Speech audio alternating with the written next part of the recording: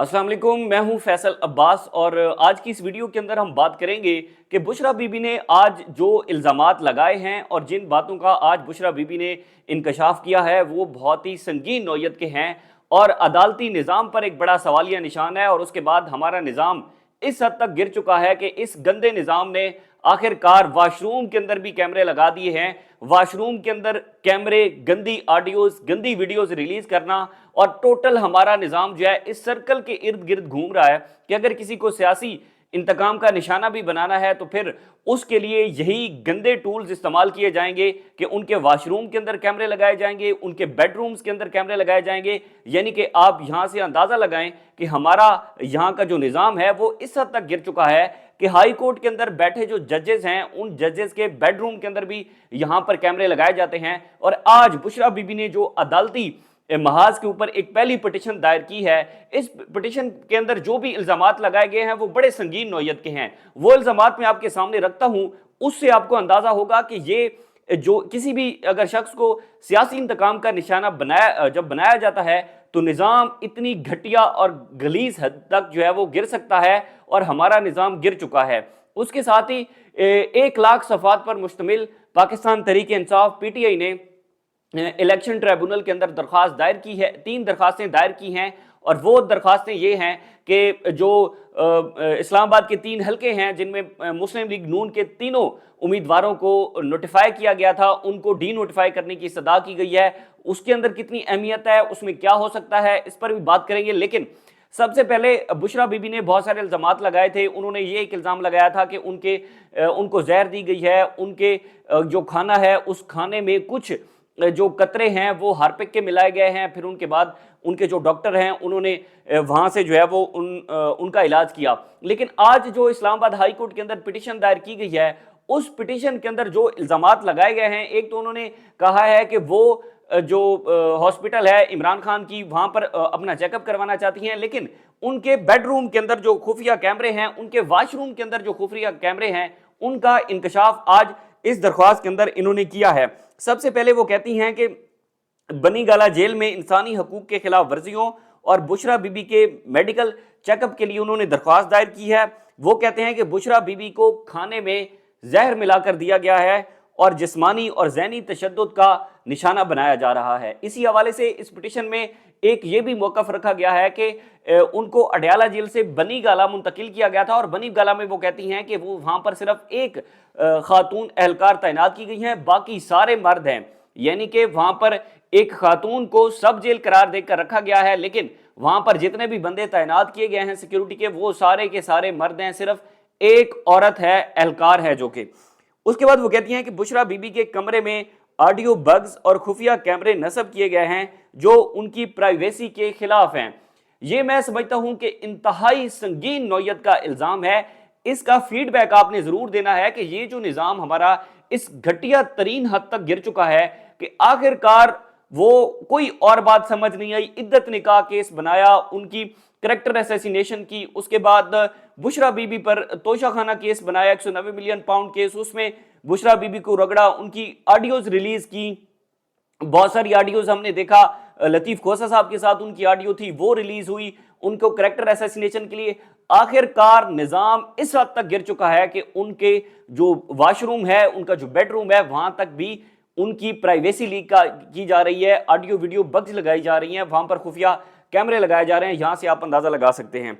उसके बाद वो कहती हैं कि बुशरा बीबी समझती हैं कि उनको खाने में किसी किस्म का तेजाब मिलाकर दिया जाता है। बुशरा बीबी ने अडयाला जेल मुंतकिली की दरख्वास्त भी दायर की है क्योंकि वो बनी गाला में खुद को महफूज तस्वुर नहीं करती। इससे पहले जब बुशरा बीबी को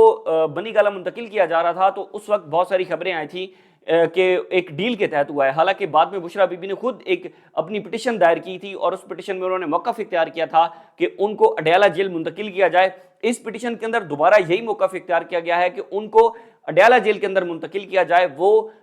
इस बनी गाला जेल के अंदर खुद को महफूज नहीं समझती हैं, यानी कि वो अपने घर के अंदर भी खुद को महफूज नहीं समझती। हमारा निज़ाम इतनी हद तक गिर चुका है।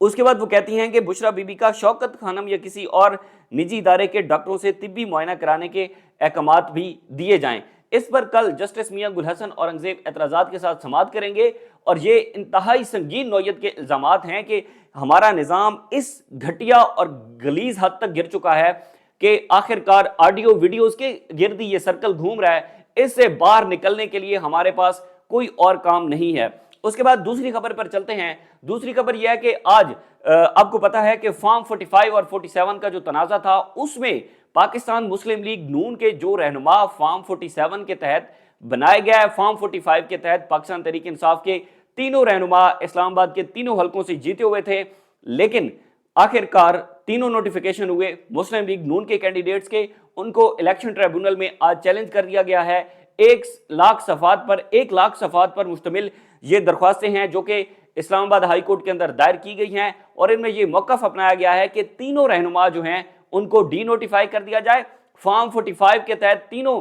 تحریک انصاف کے رہنما جو ہیں وہ جیتے ہوئے تھے، لیکن ہمارے اس نظام نے ان تینوں رہنماؤں کو ہرا کر اور پھر اس کے بعد فارم 47 کے تحت تینوں مسلم لیگ نون کے رہنماؤں کو جتوایا۔ وہ جو دھاندلی ہوئی وہ ہمارے سامنے ہے۔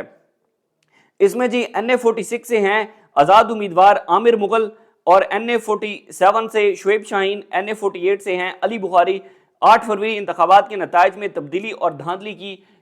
یہ جو موقف تھا وہ اختیار کیا گیا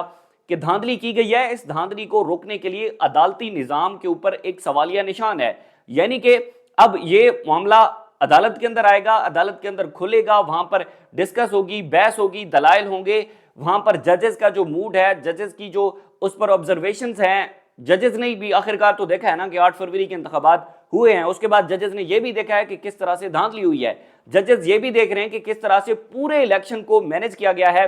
تو اس پر ججز اپنی کیا اس کے بعد رائے رکھتے ہیں، کیونکہ ہائی کورٹ کے اندر ہم نے دیکھا تھا کہ ہائی کورٹ کے 6 ججز نے جو ایک لیٹر لکھا تھا جو سپریم جوڈیشل کونسل کو، اور اس میں انہوں نے موقف اختیار کیا گیا تھا کہ خفیہ ادارے جو ہے وہ اس میں عدالتی نظام میں رکاوٹ بن رہے ہیں، عدالتی نظام میں وہ انٹرفیرنس کر رہے ہیں، تو اس پر اس سارے تناظر کو دیکھتے ہوئے ہمیں یہ دیکھنا ہوگا کہ اب یہ جو 8 فروری کے انتخابات کو چیلنج کیا گیا ہے اور یہ تینوں حلقوں جو چیلنج کیے گئے ہیں، ان تینوں حلقوں کے اندر ججز اپنی کیا رائے رکھتے ہیں، ججز پر کیا فیصلہ دیتے ہیں۔ ویسے تو پورا نظام کنٹرول ہے، ویسے تو ایک ہمارے جو مقتدرہ ہیں وہ اس بات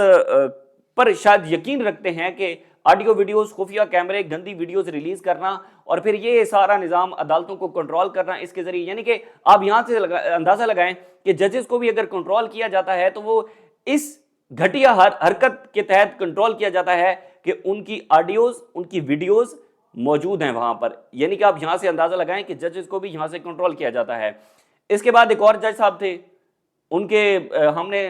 سنا کہ بلکہ انہوں نے لکھا اپنے اس سپریم جوڈیشل کونسل کو جو انہوں نے خط لکھا، اس میں انہوں نے لکھا کہ ان کے بیڈ روم کے اندر خفیہ کیمرہ لگایا گیا تھا، اور ہماری انفارمیشن کے مطابق وہ جب یہ جو تھا الیکٹریشین تھا، جب وہ اس جو ایک کمرہ بنایا گیا تھا اس کمرے کے اندر الیکٹریشین جب لائٹ چیک کرنے کے لیے گیا تو وہاں پر دیکھا تو ایک خفیہ کیمرہ لگا تھا اور اس کے ساتھ ایک چپ بھی لگی تھی جو چپ ڈائریکٹ ڈیٹا ٹرانسفر کر رہی تھی۔ اس کے بعد ان کو جو الیکٹریشین نے بتایا کہ جج صاحب آپ کے جو گھر ہے اس میں کیمرہ لگا ہوا ہے، تو وہ بڑی ایک تشویشناک بات ہے۔ اس کے بعد ایک جج صاحب ہیں اسلام آباد ہائی کورٹ کے جج ہیں، ان کے بہنوئی کو اٹھا لیا گیا اور ان کے بہنوئی کو تشدد کا نشانہ بنایا گیا، ٹریان وائٹ کیس کا حوالہ دیا گیا، اسی حوالے سے توشہ خانہ کیس کا حوالہ دیا اور متعدد کیسز کے حوالے دیے گئے۔ یہ سارے معاملات، یہ ساری چیزیں جو ہے وہ جا رہی ہیں اسٹیبلشمنٹ کے کندھے پر، اور یہ ساری چیزیں، یہ سارے الزامات انہی پر ہیں۔ اگر آج بشرا بی بی کو خفیہ کیمرے لگائے گئے ہیں، حکومت کی اتنی اوقات نہیں ہے، حکومت اس وقت جو بیٹھی ہے وہ شاید اس اپنی ایبلٹی کے اندر نہیں ہے کہ وہ ایسی حرکتیں کر سکے، ان کے پاس یہ اختیار نہیں ہے۔ جن کے پاس اختیار ہے جو یہ کر رہے ہیں، آخرکار ان کو جواب دہ ہونا ہوگا، لیکن یہ ساری چیزیں ہمارے نظام پر، ہمارے عدالتی نظام پر ایک سوالیہ نشان ہے اور ایک زوردار منہ کے اوپر چماٹا ہے کہ وہ ایک جو عورت ہے اس کو محفوظ نہیں رکھ سکتے۔ ان کے جو واش روم ہے وہاں پر کیمرے لگائے جا رہے ہیں، ان کو کھانے میں زہر ملا کر دیا جا رہا ہے، ہارپک ملا کے دیا جا رہا ہے، کوئی زہریلا مواد ملا کر دیا جا رہا ہے، ان کو ایک جہاں پر سب جیل کرا دیا گیا ہے وہاں پر ساری جو ہے وہ مرد حضرات تعینات کیے گئے ہیں، ایک خواتین تعینات کی گئی. یہ بہت ساری باتیں ہیں جو کہ سنگین ترین الزامات ہیں، اور ان الزامات کا جواب آنا بھی بڑا ضروری ہے اگر نظام کو صاف اور شفاف رکھنا ہے. تو مجھے اجازت دیجیے، اللہ حافظ.